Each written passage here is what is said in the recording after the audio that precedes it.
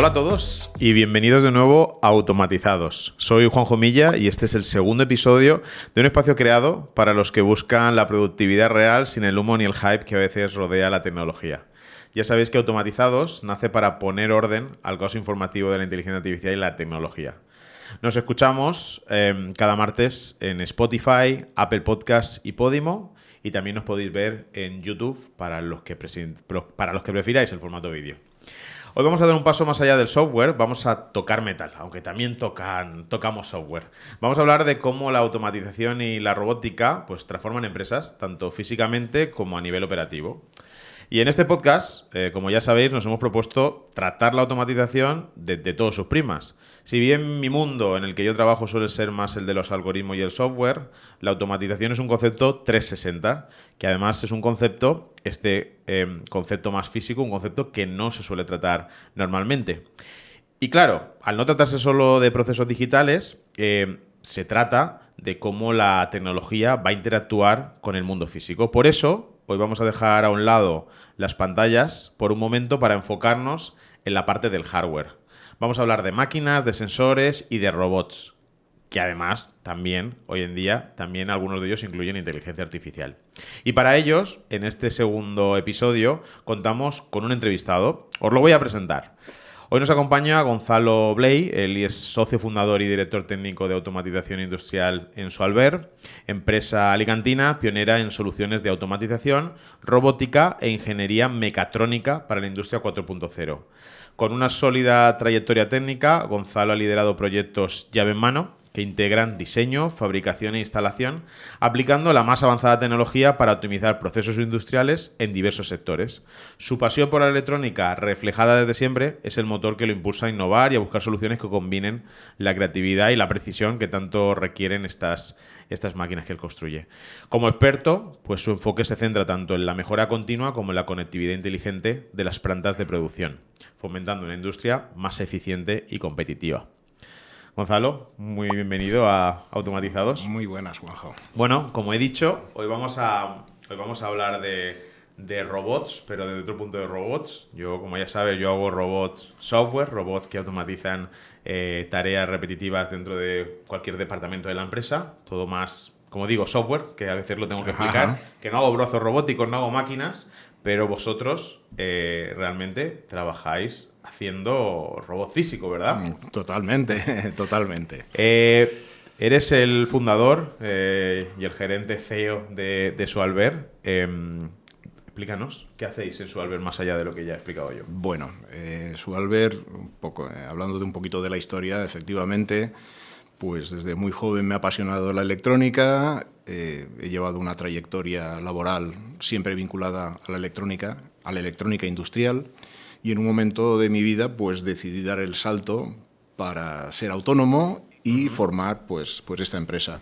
En un principio vi que se me daba bien la programación de autómatas e intenté sacarle jugo por mi cuenta, pero poco a poco el mercado fue exigiéndome involucrarme cada vez más, terminamos haciendo armarios programados y por último, en esta última etapa de Sualver, pues estamos haciendo maquinaria a medida. Tenemos un departamento de ingeniería electrónica e ingeniería mecánica, y unos talleres, tanto mecánicos como eléctricos, para el ensamblaje de las máquinas y poder dar el servicio a las empresas pues, de tener un llave en mano. Cuando hablamos de llave en mano, pues es una máquina totalmente certificada, con certificación CE, con su evaluación de riesgos, sus manuales y totalmente operativa. Totalmente operativa. Efectivamente, nosotros pues estamos intentando utilizar todo lo último en tecnología que sea totalmente fiable. Es lo que nos exigen los procesos productivos, fiabilidad. Porque ¿para qué tipo de sectores y clientes trabajáis? La verdad es que no nos hemos especializado. Quizá nuestro fuerte sea en el sector de las empresas de alimentación, pero también es cierto que trabajamos para el sector del plástico, trabajamos para el sector del mármol, trabajamos para laboratorios de ensayo, hacemos máquinas de ensayo, y bueno, creo que en cualquier sector. Y luego, a nivel a nivel pues mundial. Creo que tenemos maquinaria en todos los continentes del mundo, sí. Porque esto de la llave en mano, para explicar un poco más Vale. el concepto, cómo funciona, yo soy un cliente industrial que viene, te pongo un problema Correcto. y vosotros, desde el diseño, la propuesta de solución, la fabricación, la instalación, todo lo hacéis vosotros. Eso es llave en mano. Sí. De cualquier cosa. O sea, cualquier Sí. industria puede venir Sí. y vosotros, en mayor o mayor medida, le vais a dar una solución. Sí, tenemos una frase para ello. Nosotros nos dedicamos a comprar problemas. Okay. Compramos problemas. Sí, se hace una reunión con el cliente, se valoran sus problemas, se analizan y se le añaden más problemas. Normalmente en estos análisis se sacan conjeturas que siquiera el cliente se ha dado cuenta de estos problemas. Con estos valores se hace una oferta que si el cliente acepta, nosotros terminamos diseñándole una solución a medida, totalmente a medida. Llave en mano, pues llave en mano es porque nosotros le entregaremos una máquina totalmente funcional con un solo interlocutor. El cliente solo tiene que hablar con una persona. Habrá un project manager en el cual se van a entender y solo hay una persona donde se van viendo el desarrollo del diseño, todos los problemas que hayan durante el curso de la producción y las mejoras y todo.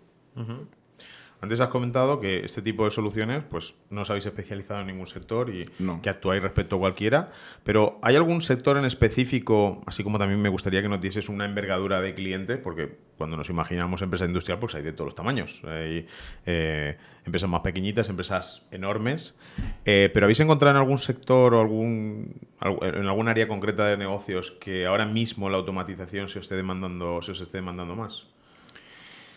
No tenemos ningún sector que se demande más. Depende de los problemas. Pero sí te voy a decir algunos nombres de clientes nuestros. Por ejemplo, el grupo Helados Alacant son clientes nuestros. El grupo Smurfit Kappa son clientes nuestros. Esperemos que en breve Airbus sea cliente nuestro. Y bueno, creo el grupo Peigran son clientes nuestros. Y no sé si me voy a dejar algunos por ahí. Mediterranean Snack, Pet Snack son clientes nuestros. Seguro que me dejaré alguno, pero sí, bueno, son grandes clientes. Son grandes clientes. Vale. La demanda de automatización viene dada por las demandas de mercado. Cuando una empresa necesita crecer, nos necesita. Y las empresas necesitan crecer constantemente. Porque una empresa que no crece quiere decirse que su competencia sí va a crecer.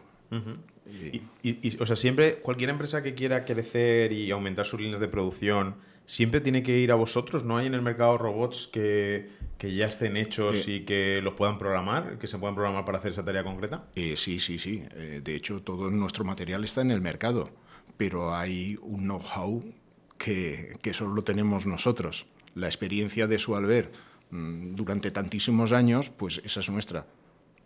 Entiendo que vosotros también cogeréis brazos robóticos, que estamos acostumbrados a ver mucho en la tele, porque lo primero, entiendo que cogéis brazos robóticos y los programáis adecuándolo, y el brazo robótico no lo hacéis vosotros. No tenéis por qué hacerlo. Es que sería antiproductivo. No es que no podamos hacerlo, pero cuando en el mercado ya existe algo más que fiable, ¿para qué quieres volver a inventarlo? Nosotros nos basamos en lo que son elementos diferenciales, todo aquello que el cliente requiere para diferenciarse de su competencia, algo que sea tan exclusivo para ellos. Dame un ejemplo concreto de que hayas hecho una solución en un cliente donde sea algo muy específico para que entiendan todavía, o sea, para que entendamos qué significa algo muy en detalle, ¿no? Pues explicando un poco el problema y la solución. Te voy a explicar, por ejemplo, algo tan exclusivo. Hay una empresa que hacen bollería, una empresa que se dedica a hacer bollería. Normalmente en estos procesos tienen unas batidoras gigantes donde van haciendo, ellos le llaman peroles, son unos envases gigantescos donde se van haciendo las masas y estas masas las van utilizando pues para hacer magdalena o bizcocho o lo que tengan que hacer. Sí, la base, nosotros la base hicimos será la misma, ¿no? La base es la misma, ¿no? Para magdalena Curaçao más o menos. Sí. Nosotros hicimos unas máquinas para que este proceso no fuese en lotes de batidora, sino fuese un proceso continuo. Poder estar incorporando la densidad de crema necesaria de manera continua. Inyectores de aire controlando caudal de crema, caudal de aire y batiéndolo constantemente. Eso significa que no se hace producción en tandas, sino se hace producción continua. O sea, para entenderlo, para bajarlo, ¿Vale? Sí, para que yo también lo entienda. Actualmente tienes una batidora, tú echas los ingredientes, eso empieza a batir, cuando lo bates, lo vuelcas en Lo otro sitio. vuelcas. Vale, en este caso, ese proceso de cojo, lo echo, lo bato, con esta combinación de aire... Tú vas incorporándole el huevo, la harina, el azúcar... Es totalmente continuo. Va continuo y se acabó. Y eso lo tuvisteis que hacer de manera ad hoc para ese cliente. Ad hoc para ese cliente. Porque no había una solución en el mercado. No existía esa. Fue una máquina adaptada. Y así tengo muchos clientes con máquinas adaptadas. Tengo otro cliente que se dedica a hacer chuches para los perros. Son los premios que se les dan a los perros. No hay maquinaria específica para ello en el mercado, con lo cual tienes que ir buscando de distintos sectores de alimentación hasta terminar haciendo pues una máquina que funcione haciendo esas barritas. Esas barritas. ¿Y cómo hacéis un robot? Eso también es otra cuestión. A mí me lo preguntan mucho cómo hago el software, pero más allá de lo que me imagino, pues que tendréis que tener un taller, en el caso, pues soldadores, Sí. que utilizáis materiales que todos podemos conocer, hierro, otros materiales, etcétera. Pero sí, ¿cómo hacéis que finalmente funcione, que haga las instrucciones correctas? ¿Cómo entrenáis al robot para que haga justamente...? Si manejas robots industriales, sabes que tenemos programas. Hay programas como el RoboStudio, que antes de tener el robot físicamente, tú lo haces moverse. Le das las dinámicas y él te va a decir los momentos de inercia, momentos de fuerza. Te va a decir si el robot es válido o no, si el alcance es válido o no, si los ángulos de movimiento son válidos o no. Eso es previo. O sea, el robot no se compra y se adapta. Okay. Primero se calcula, se prueba y luego se compra. Bien, y una vez que lo habéis probado, lo habéis simulado a nivel software, ¿cómo vuestro día a día? ¿Cuánto tardáis en hacer un robot de este tipo? Entiendo que depende del tipo de desafío. Depende de la actuación, pero puede estar en 3-4 meses. Es que es muy difícil decirte porque los robots normalmente no están solos. La parte más importante de un robot no es el robot en sí, es la mano. Todo robot cuando lo compras no trae mano. Las manos hay que hacerlas acorde a los elementos que van a manipular.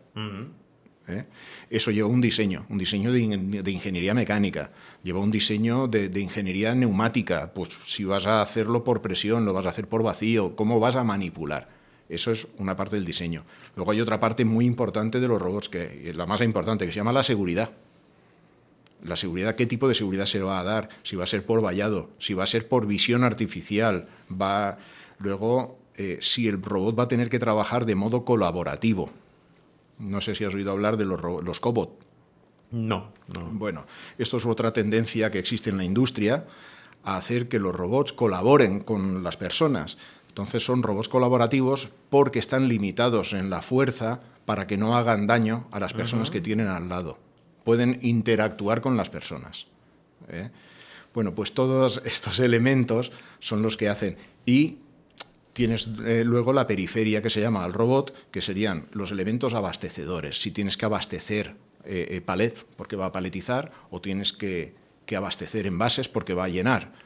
Luego tienes los elementos que vayan a sacar estos envases. O sea, un robot en sí no funciona solo. Necesita toda su periferia. Y para una empresa que hacéis robots, ¿cuál es el mayor desafío que vosotros os encontráis cuando vais a abarcar un proyecto de ese tipo? El mayor desafío, la producción, la velocidad. Okay. ¿De cuántos elementos por minuto hablamos? Pues claro, te hablan de 240 elementos por minuto. Bueno, entonces estamos hablando que vamos trabajando en centenares de milisegundos, ¿vale? Eso es el mayor reto y el mayor límite, o lo que nos hace decidir qué tipo de línea hay que fabricar. o si va un robot o hay que poner 2 robots. Vale, o sea, la velocidad de producción. Ok, siempre hay solución, hay un límite técnico que marca si se puede hacer o no. Correcto. Y como solución también se puede paralelizar Correcto. Por eso digo que antes de comprar el robot tienes que dar todos estos datos para valorarlo. También es cierto que las empresas fabricantes de robótica te ayudan y te aconsejan. Hay veces que es mejor un robot Escara que un antropomórfico, o un robot Delta. Yo creo que yo no estoy entendiendo el concepto. No. ¿Qué diferencias hay entre eso? Te explicaría. Un robot antropomórfico es el que más se parece a un brazo humano, que son los que habrás visto, son la mayoría los que más se utilizan. Y luego hablamos de los robots araña, que están colgados en el techo y llevan 3 brazos. O sea, esos son para trabajar a alta velocidad, manipulación en recorridos cortos, pero a muy alta velocidad. Luego tienes robots Escara, que trabajan en un solo plano. Trabajan en un solo plano y terminan con un eje Z, que se utilizan donde se requiere mucha precisión, también tienen mucha velocidad. En fin, cada aplicación pues, te puede llevar a cosas. Hay algunos que son más sencillos, se llaman robots de ejes paralelos, que es para un envasado más simple, a menos velocidad. Muy bien. Y sí, la verdad, o sea, estoy aprendiendo bastante de terminología. Y aunque hagamos robots, no tiene nada que ver lo que hacemos uno y el otro. Interesándome por... Ok, ya tenemos hecho el robot. Yo que he hecho bastantes visitas por industria y me acaban enseñando los cuadros de mando que tienen, que controlan las líneas, etcétera.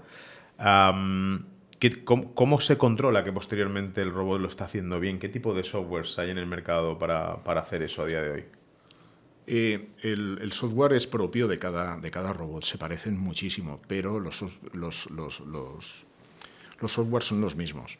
Y realmente, para mí, la parte, aunque sea tan espectacular el robot, es quizá la parte menos importante, porque si lo analizas, el robot lo único que ejecuta son task motion, es decir, ir de un punto a otro de la manera más lógica y más rápida. Pero no controla nada más. El resto de elementos de velocidad, posicionados, controles de temperatura, cualquier otra cosa, cuelgan del PLC. El PLC realmente sí es la caja negra que tienes que crear un proyecto desde cero. Desde cero. Por eso el mayor peso de programación no recae sobre el PLC. Sobre el PLC lo que recae mucho es la experiencia del programador, pues para suavizar esos movimientos, para que sean los movimientos óptimos. Ok. Yo por irme a un tema de actualidad, porque creo que es un tema que nos afecta a todos y es muy reciente, porque también tiene que ver con los robots. Hemos visto en estos días que ha habido una tragedia ferroviaria. Al final, pues un tren, le llamamos tren, pero podría ser un robot. Un robot muy complejo, ¿no? Sí. O sea, realmente vosotros preparáis los robots para situaciones extremas. Que entiendo que esto, cuando los diseñáis, tenéis que tener mucho cuidado y mucho trabajo para identificar y para restringir lo que el robot puede hacer y lo que no puede hacer, ¿no? Sí. O sea, realmente, ¿cómo vosotros entendéis, o sea, en una maquinaria tan compleja como un tren, ¿no? Que debido a un fallo, no se sabe el fallo porque no lo sabemos todavía y yo no soy experto de analista ferroviario, pero ¿cómo eso se podría haber evitado? ¿Es una cuestión de limitación, excepción? Hombre, en el caso del tren no hay aún... hay evidencias, pero no sabría decirte. Yo sí te puedo decir que cómo evitamos catástrofes es la parte más importante de un robot, es la seguridad. Es la seguridad, porque un robot mata, tal cual. Un robot no hay manera de pararlo. No hay manera de pararlo. No sé si has tenido alguna vez algún percance, pero ya puede ser pequeño el robot que te hace daño. Él no para. Él va a ejecutar la orden que tú le has dado y da igual que tú estés en medio. A no ser que sean los nuevos sistemas Cobot que llevan visión artificial e inteligencia artificial, de manera que tal y como tú te vas acercando, ellos van reduciendo su fuerza y su velocidad. ¿vale? En este caso son los cobots. Pero cuando tú necesitas trabajar a 240 unidades por minuto, tú no le puedes reducir velocidad, entonces lo tienes que vallar y encerrar. Y los sistemas de seguridad están muy, muy, muy estudiados. Te puedo decir que todo el cableado va por doble canal, es doble seguridad. Otra de los elementos que ponemos es que las puertas no son accesibles, no puedes abrir las puertas si no hay una parada solicitada y el robot realmente ha parado. En ese momento podrás abrir las puertas para acceder a ello. Todo esto te lo digo porque es lo más importante cuando se hace cualquier máquina. Es la seguridad para las personas. Para eso tenemos un departamento donde se hace la evaluación del riesgo de las personas. Creo que son los máximos cursos que tenemos porque está constantemente actualizándose las normativas y tenemos que estar al día. Es lo más importante en el robot. Y luego, la segunda parte más importante, estamos hablando de fábricas de alta producción. Hablamos de 240 unidades por minuto. No pueden haber paradas. Cualquier parada es una catástrofe. Entonces, están muy, muy, muy estudiados para la durabilidad en el tiempo y para que hagan su acometido, que es poder solventar esa producción. Porque en el caso de accidente, ¿sobre quién recae la responsabilidad? O sea, vosotros como fabricante del robot, ¿tenéis alguna responsabilidad? Sí, total. Nosotros marcamos la CE. Nosotros tenemos la responsabilidad sobre lo que la máquina haga. Bueno, también es cierto que lo hacemos para que no sea saboteable, pero si alguien hace un acto deliberado, nosotros ya no somos responsables. Es decir, yo pongo una valla de 2 metros de altura que no puedes abrir las puertas, pero alguien trepa y se mete dentro, ya no recae la responsabilidad sobre nosotros. ¿Vale? Nosotros, las máquinas llevan un manual en el cual los procesos que lleven riesgo vienen estandarizados y protocolarizados. Nosotros lo entregamos al cliente y el dueño de la fábrica es el responsable de formar a gente para que ejecuten estas tareas más peligrosas, pero llevan una formación. Si el dueño de la empresa decide que cualquiera haga eso, es una responsabilidad suya, ya no es nuestra. Lo llevamos muy a rajatabla al tema de la seguridad. Sí, entiendo que también hay mucho protocolo, mucha normativa alrededor de ello. Y aparte de la seguridad para personas, cuando trabajamos para empresas de alimentación está la seguridad alimentaria. No se puede poner cualquier cosa en cualquier sitio. Entiendo que eso también os marca el tipo de material. Correcto. Correcto. Ok. Porque esto, has hablado de visión artificial, lo has incluido en mucho de las partes. Es cierto que la visión artificial ya es inteligencia artificial, ¿vale? Ahora sí, antes no. Eran redes neuronales, probablemente. Ahora estamos hablando, siempre hablamos de inteligencia artificial generativa, ¿no? Pero antes probablemente también serían redes neuronales. ¿Cómo estás viendo que perdona que te interrumpa, pues la visión artificial hasta hace muy poco había que programar píxel a píxel, matiz, brillo, total. Cada fotografía tenías que analizarle dónde querías. Era una ingeniería en sí. Determinística, sí, porque la total. Que estás contando, correcto. Hoy en día, no hace demasiado tiempo, hará un año, me presentaron unas cámaras, las cuales tú les envías 100 fotos de tu producto bueno y 100 fotos de tu producto malo. A partir de ahí ya está autoprogramada y ya, como está conectada a la nube, autoaprende y empieza a afinar más que tú. Hasta que llega un día en que tú dices, oye, me has rechazado esta pieza porque lleva una pequeña mota negra aquí y para mí sería válida. Solo tienes que volver a hacer la foto y decirle, esta es válida. Vuelve a recalcularse. Con lo cual, se ha encargado toda una ingeniería. Porque vosotros, ¿cómo estáis viendo que la inteligencia artificial está entrando en vuestros robots físicos que hacéis? Más allá En el mundo de la industria va lento. Va lento, por lo que hablo, porque lo que es la industria requiere fiabilidad. No pueden haber peros o paradas introspectivas. Va lento, pero cuando entra es seguro, muy seguro. Muy seguro. ¿No ves un escenario igual que en ChatGPT pues te da opciones o marca él el rumbo de lo que tú preguntas? ¿No ves un escenario cortoplacista donde donde tú ya no programes si eso tiene que ir hacia la derecha, hacia la izquierda, sino que una inteligencia artificial, un cerebrito, Sí. tome la decisión. Exacto, la inteligencia artificial está en las capas superiores, donde depositamos datos para que tomen decisiones rápidas. Ahí ya se está implementando, pero no a nivel bajo. Cuando digo nivel bajo, no están en la propia máquina, sino que lo que están es gestionando los datos aguas arriba, en la capa superior de control o de gestión. Y no sé, bueno, antes lo comentábamos. Otra de las cosas donde se está aplicando muchísimo es en los sensores predictivos.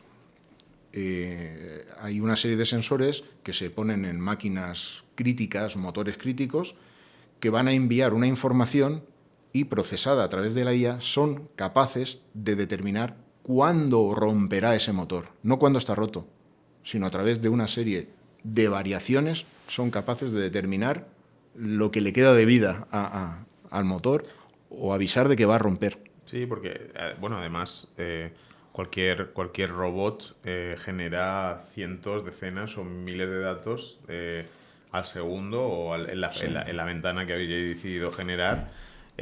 ¿Tú crees que a día de hoy todos esos datos se están utilizando para justamente generar esa prevención? Porque yo he ido a plantas que se para la línea y va un técnico rápidamente y yo siempre pienso y digo, no se podrá...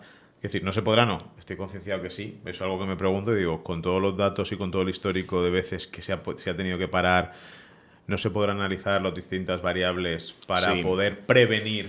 Porque antes lo has dicho tú, no hemos metido el término capitalista, pero realmente una parada en una línea es dinero que la empresa está perdiendo de manera directa, ¿no? Entonces, tú, con tu experiencia, ¿tú crees que las empresas industriales están trabajando el dato de la manera que lo podrían trabajar para prevenir paradas, entre otras cosas? Hombre, te voy a decir, las grandes corporaciones sí.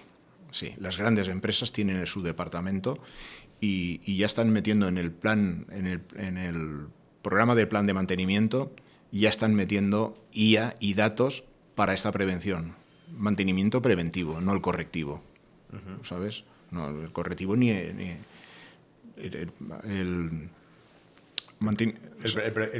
predictivo. Predictivo, perdón. Predictivo. El preventivo es el que se hace normalmente antes de que se rompa. El predictivo. No me salía la palabra.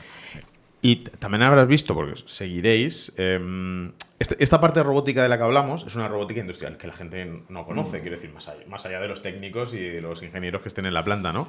Ahora lo que sí que estamos viendo desde hace ya muchos años es de robots que nos van a acompañar en nuestro día a día. Los que llaman humanoides. No hablo de la Thermomix, que la utilizo mucho en casa, que también es un robot, ¿vale?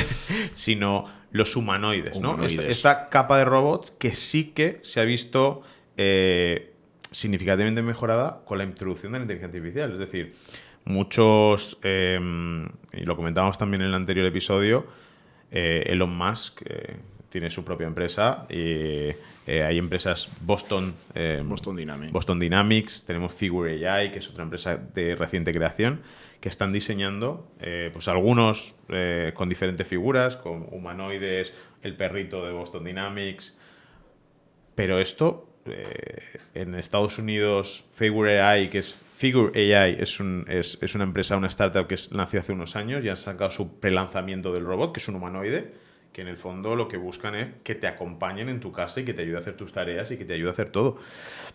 Esto, ¿cómo lo ves? Que esto pueda llegar a la industria. Pues mira, te voy a comentar algo que me llamó la atención en un vídeo en YouTube, que hablaba de las fábricas oscuras. No sé si sabes lo que son las fábricas oscuras. No. Por ejemplo, Xiaomi está fabricando coches. Sí. Entonces, no hay gente en estas fábricas.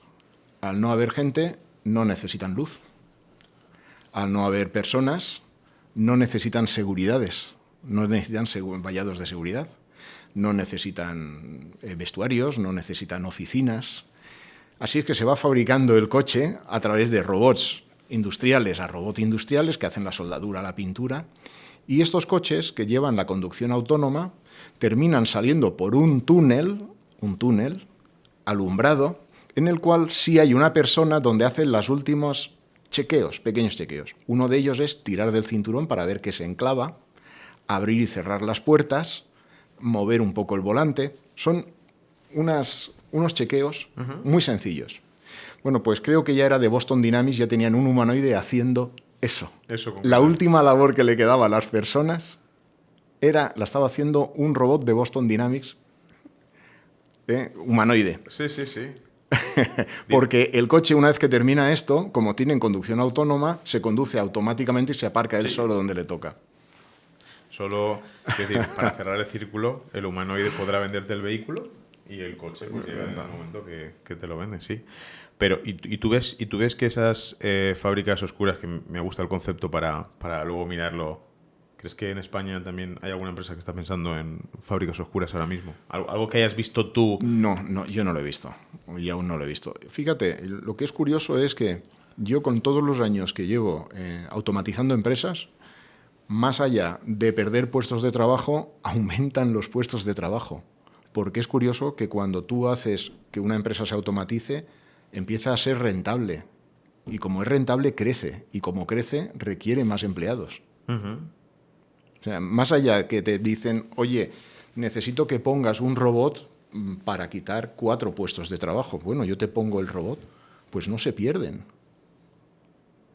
Es curioso. Sí, o sea, esto es una corriente que sale, porque al final siempre tiene que haber una corriente sensacionalista de que la IA nos va a quitar el trabajo a todos. O sea, yo lo que creo es, o sea, y que estoy convencido de lo que se hace es transformar. Quiero decir, Sí. transformamos antes tú podías dar un valor añadido en un lugar, si ahora se introduce una automatización, pues tú vas a empezar a poder dar otro valor añadido que ni siquiera te imaginabas en otro lugar. Correcto. Porque vas a empezar a valorar otras cosas. Entonces, básicamente, Sí. esto o sea, para mí no deja de ser pues un hito, un cambio, una revolución, como lo han sido todas las anteriores. Sí, en mi opinión, lo único que tiene de malo estas evoluciones son los tránsitos. Claro. En el tránsito, pues hay mucha gente pues, que va a perder empleo porque ya no existe la telefonista que pinchaba ni el hombre que va a poner herraduras a los caballos.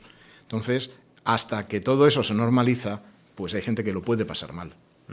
Pero al final, la historia te lo dice. Todo va a su sitio. Sí. Perfectamente. Hemos hablado mucho de robots, hemos hablado de proyectos. ¿Qué coste tiene implementar un robot o en industria? Entiendo que derivará de muchas variables, pero... Sí, vamos a hablar de un robot mediano.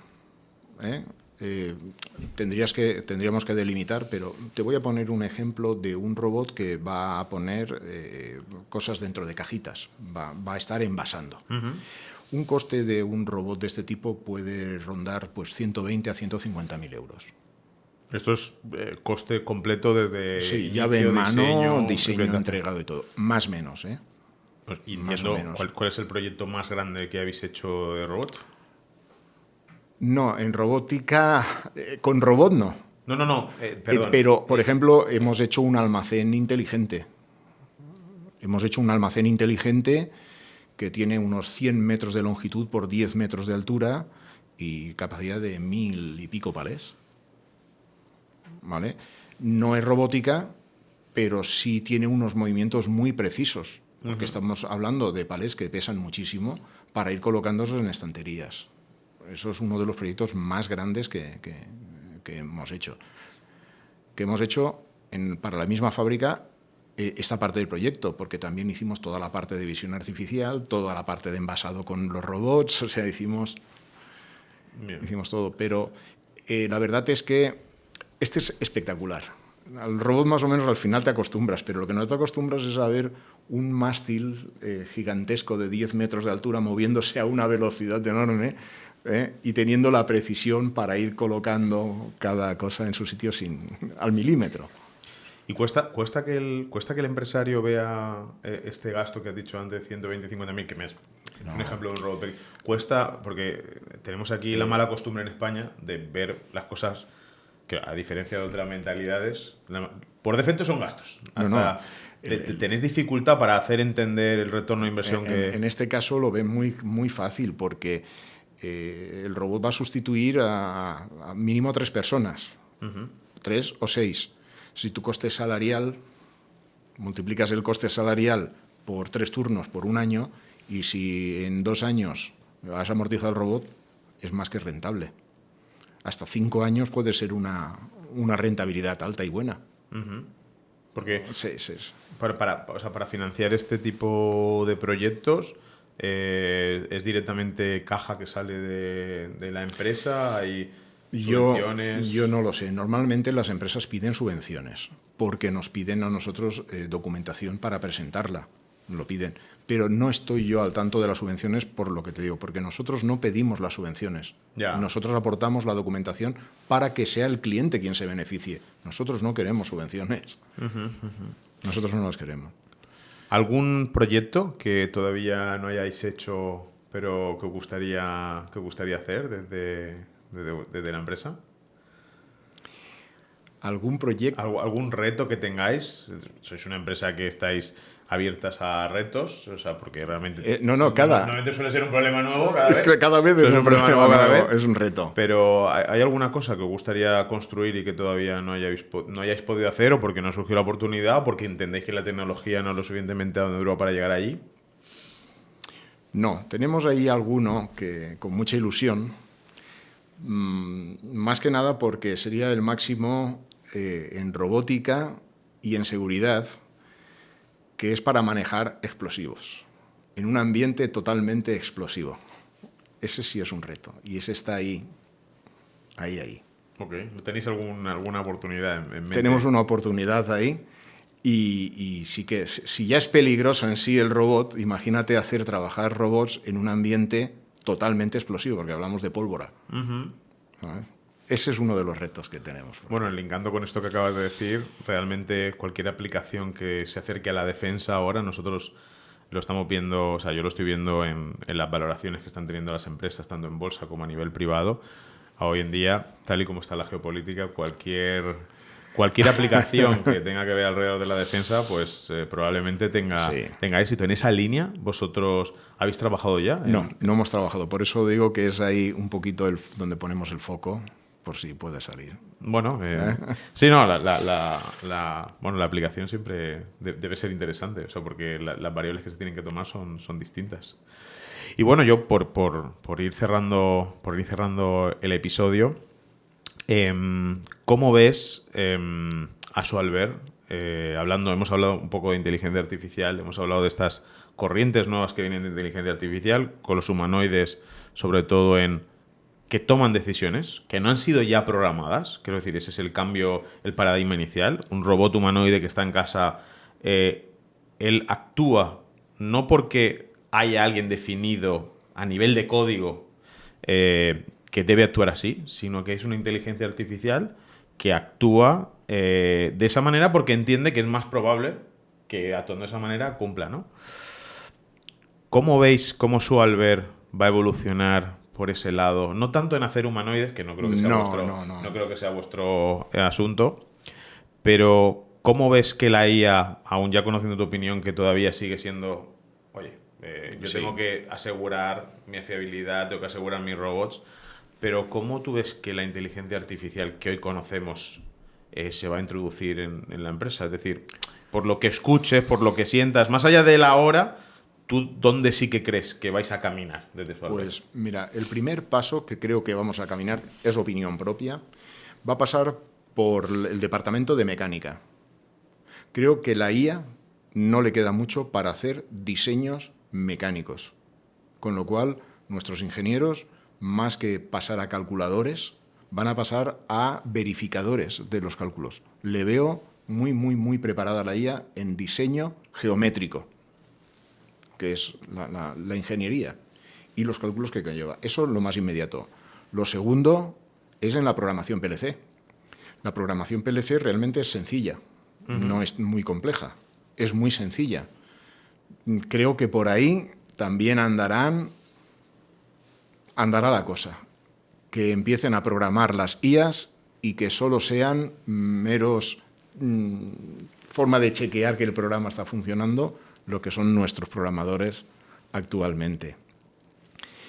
Y el tema de robótica, pues no nos queda mucho para ver los humanoides en la empresa. Lo que pasa es que ahí nosotros vamos a adaptarnos y a ponerlos. Probablemente seguiréis adaptando humanoides. Mira, hablando de robots y de humanoides, ¿Conoces los AGVs? Ujú. Los colaborativos, Sí, los conozco. los conoces, vale, porque también hemos instalado, ¿vale? Pero la diferencia entre un AGV y AGV colaborativo, ¿sabes? Y es que ellos son capaces de determinar distintos caminos para llegar al mismo sitio. Da igual que se encuentren con objetos en mitad del camino que les impidan trabajar, que les impidan pasar.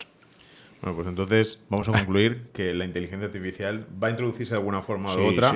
sí. También en vuestro apartado, Sí. que hasta que vamos a hacer seguramente que se va a seguir trabajando en hacer una IA más segura. O vosotros le pondréis barreras, igual que Sí. le ponéis barreras al físico, le pondréis también a la inteligencia artificial software seguro. Pues yo, hasta aquí el episodio de hoy. Espero que, Gonzalo, te la hayas pasado bien. Encantado. Hemos hablado Encantado. de robótica física, que era uno de los primeros objetivos, que seguro que vamos a ir hablando, porque la parte de humanoides no nos vamos a olvidar de ella. No. Porque está presente y ya podemos hacer una precompra de uno de ellos. Todavía no hemos ganado el sponsor suficiente para invertir, pero podemos hacer la compra de ella. Y nada, agradecerte mucho que has estado aquí en el podcast hoy. Gracias a vosotros por invitarme. Muchísimas gracias. Pues nada, hasta aquí el segundo episodio de Automatizados. Esperemos que hayáis pasado un buen rato de provecho junto a nosotros. Recordar que nos podéis seguir en las plataformas habituales de podcast como Spotify, Apple Podcasts, Podimo y en YouTube. Y bueno, recordaros que cada martes estrenamos un nuevo episodio en estas plataformas. Así que hasta la semana que viene. Hasta luego.